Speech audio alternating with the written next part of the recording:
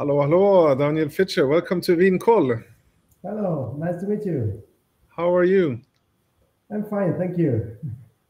Good. It's so nice to have you on the show tonight. And I think before we talk about the wine, it would be very nice if you, Daniel, you're part of the family that owns the Pfitscher Winery. That is correct? That's correct. My name is Daniel Pfitscher from the Pfitscher Winery.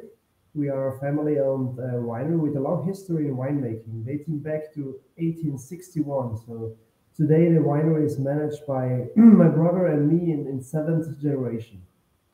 Wow, congratulations. That's many generations. And you are based in Alto Adige. And for the ones who never been to Alto Adige, what's a typical or what can you tell about the region? Yeah, Adige is the northern region of Italy. So we are located in the middle of the Dolomites, the famous Dolomites, the famous mountains. That's why we talk a lot about cool climate wines here in our region. We have high elevation vineyards located between 300 and even 1,000 meters of sea level. So we look for very clean, very lively, and very crisp wines. And yes, Adige is the northern appellation of Italy, in the middle of the Dolomites, and maybe the leading one in Italy for white wines and for Pinot Noir. Cool. And I know at the Swedish Systembolagets, you have five different labels in the ordering assortment. So that's both red and white, correct? Yes, that's Sauvignon Blanc, Chardonnay, Pinot Noir, and also Müller-Thurgau. And then you have a Chardonnay as well from the 2021. But today we're going to talk about the new release of the 2022 vintage. That's the new vintage, exactly. It was bottled a few weeks ago. The challenge in the 2022 vintage was to maintain the typical Pfitscher liveliness and freshness, because as you know, 2022 was a warm vintage, but I think that we handled it very well. It was a very good vintage with super healthy grapes. Chardonnay is definitely one of our main grape varieties, but not only for us, for the whole region. It is a very famous and very important grape variety that grows in a bit of warmer areas between 3 and 500 meters sea level. Okay. It makes also a longer aging, a little bit of oak, around 30%, the rest is steel. So it's a very important wine for the region, but also for our winery.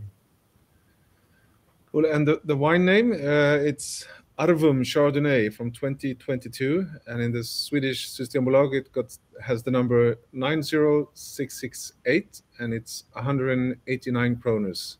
But going back to the name, Arvum, what does that mean?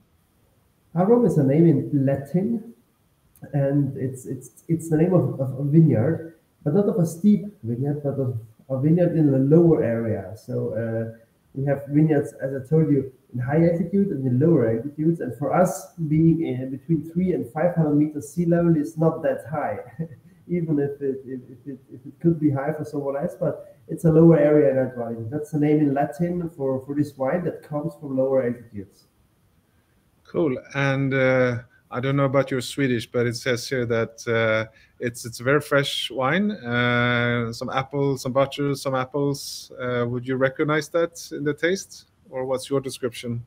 Yeah, that's right. It goes in the direction of yellow, a bit riper apples, maybe some hint of lemon, pears, but we always try to avoid the extraction and the higher volumes and high alcohol in our wines. And as I told you, we look always for very elegant, fine, fresh, and lively, clean style of wine. So this Chardonnay is definitely not an extremely powerful one, but a very elegant, very fine, and very important grape variety for our winery. Good. And for food pairing, so what's your favorite combination with the 2022 Arvum? I would say now it's April. I don't know how is it in Sweden, but here in Alto we eat a lot of asparagus. So I would pair it with asparagus. Maybe a risotto with asparagus. I think that's a good recommendation. And Sweden is still a bit cold for being April, but the asparagus is soon here as well, so we can enjoy it. And one final question here: if I want to, or should I drink this wine young, or should I store it, or I can do both, I guess. But what's your recommendation here? You can do both. That's right. It has definitely an aging potential between 4 and 7 years, I would say. I like it the most within the first 2 or 3 years, I have to say. Okay, cool. So with the asparagus this year and next year, and then hopefully there's a new vintage we can enjoy. Thank you very much. Yeah, all right. So let's hope a lot of people find this excellent wine, and also that people discover the other wines you have in the ordering assortment. So it's basically in Systembolagets, just type Pfitscher in the search field, and then you will find the other ones. And I will definitely pick up some bottles of this wine on the 28th of April on the release at Systembolagets. So thanks for joining, and thanks for sharing the information about the wine. That was great. Have a nice day, Daniel. Thank you very much, and have a nice day. Bye-bye. Take care. Bye-bye.